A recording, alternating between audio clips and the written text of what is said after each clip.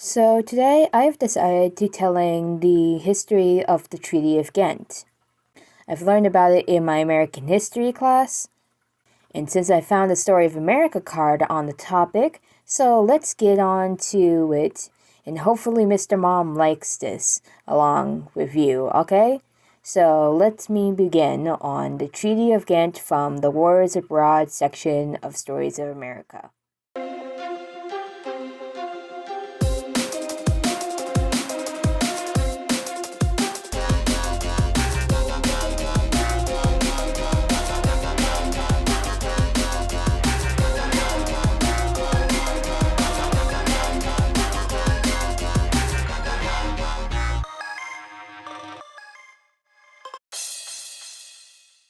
The Treaty of Ghent was the peace treaty that ended the War of 1812 between the United States and the United Kingdom.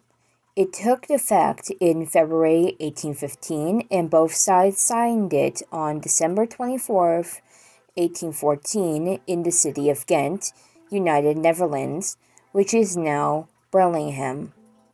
The treaty restored relations between the two parties to a status quo antebellum by restoring the pre-war boundaries of June 1812. The treaty began more than 2 centuries of mostly peaceful relationships between the United States and the United Kingdom, despite a few tense moments such as the Rustic War in 1838 to 1839, the Trent Affair in 1861, and also the Fenian raids in 1866 to 1871. The peace treaty that ended the War of 1812, perhaps the oddest war in American history, was in itself strange because it did not even mention the causes of the dispute between England and America at the time. The document, which was signed in the Berlin city of Ghent on Christmas Eve in 1814, provided only for the restoration of the pre-war environment and for the release of prisoners from the war. The resolution of some major issues of the war were left to special commissions that were set up specifically for the purpose.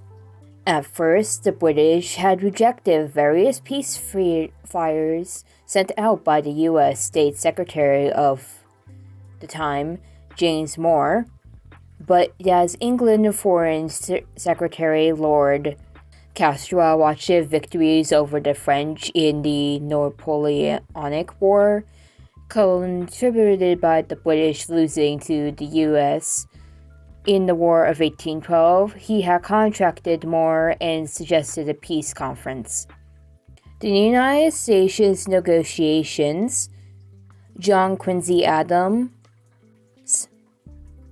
James A. Bayard, Henry Clay, Jonathan Russell, and Albert Gallatin had arrived in Belgium in August of 1814 with orders to seek reparations for independence of American seamen into British service, as well as for the British service, as well for the British naval blockades against neutral ships heading to and from the United States.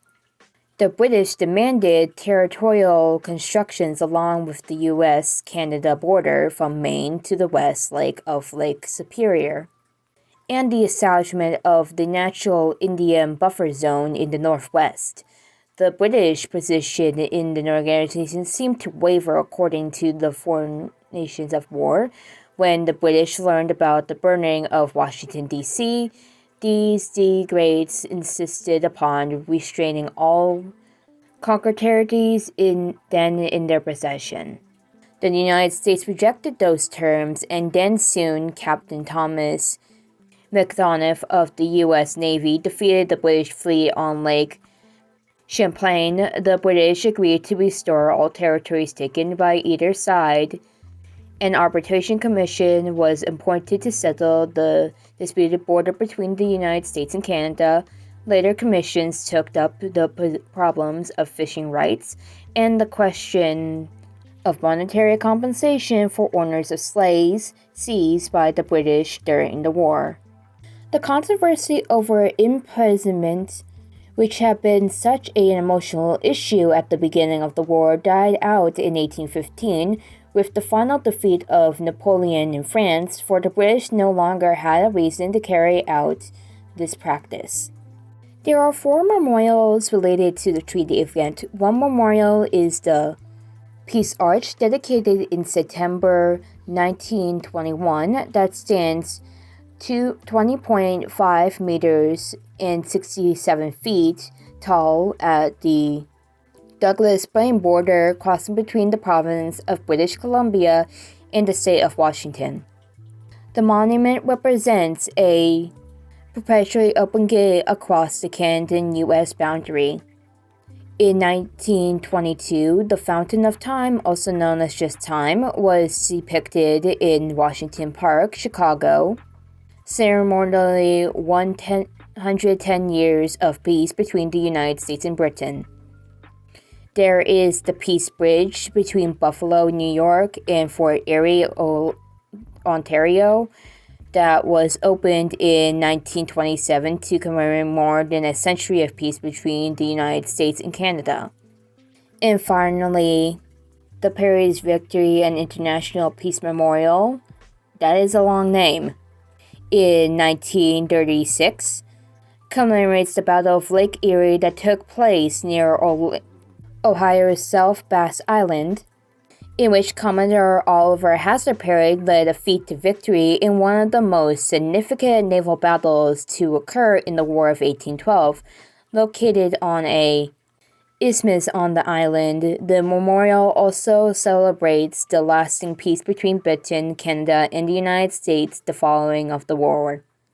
And so that is the history of the Treaty of Ghent. I hope you enjoyed. I will soon make a video on the War of 1812 from the story of American cards. So if you're interested in it, then I can get the video for you out. Then remember to subscribe and also like the video. And so I'll say to support my channel anyway. Let's see you next time.